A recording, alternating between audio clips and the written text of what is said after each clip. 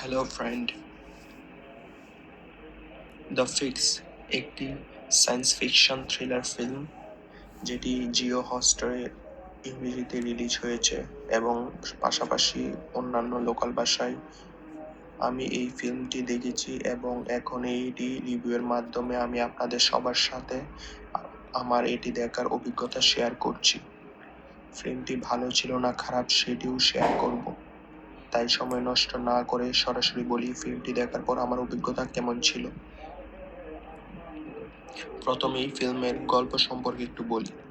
এতে আপনি আমাদের পৃথিবীর একটা ভবিষ্যৎ দেখতে পারবেন যেখানে পৃথিবীর বাতাস বিষাক্ত হয়ে গিয়েছে এবং মানুষ শ্বাস নেওয়ার জন্য একটা বিশেষ ঔষধের দরকার।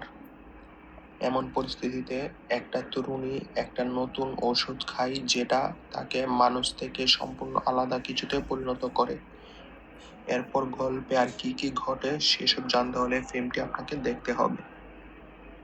এখন আসি ফিল্ম দেখার পর আমার অভিজ্ঞতার কথায়।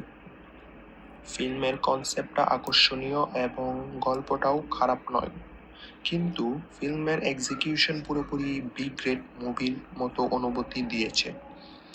ফিল্মে খুব বেশি অ্যাকশন নেই, আর যে সামান্য অ্যাকশন আছে সেটাও বেশ খারাপ। এছাড়া অভিনেতাদের পারফরমেন্সও বেশ দুর্বল।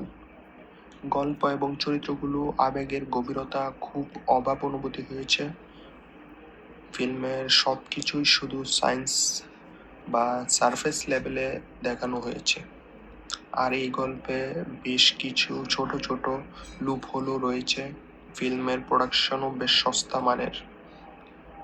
সংক্ষেপে বলতে গেলে ফিল্মের কনসেপ্ট আকর্ষণীয় হলেও লেখা এবং এক্সিকিউশন খুবই দুর্বল। সেই কারণে আমি এই ফিল্মটি একদমই পছন্দ করিনি। আমার মতে এটা পুরোপুরি সময় নষ্ট করার মতো অভিজ্ঞতা ছাড়া আর কিছুই না। ধন্যবাদ।